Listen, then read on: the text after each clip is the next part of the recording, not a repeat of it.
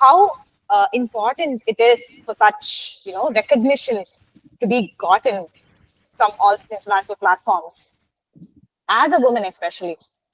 I think women need to be recognized, need to be encouraged, need to be provided spaces more than taking up spaces, which we do in any case, make way for women storytellers.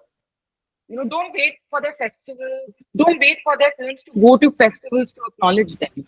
It's as basic as acknowledging stories and getting that gap between Mm, male storytellers and female storytellers equally. Because when you look at male storytellers in our country, it's not like they have achieved anything, but they still have work.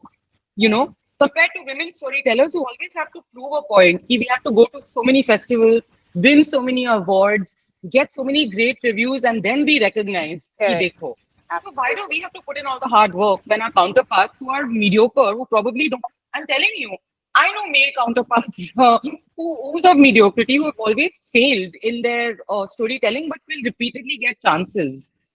Yeah. So this fallacy of gender needs of making space for gender needs to be shattered, and people genuinely need to hold space. Be it journalists, be it male journalists who are reviewing women, be it roundtables, be it any kind of spaces, be it film festivals, uh, be it production houses.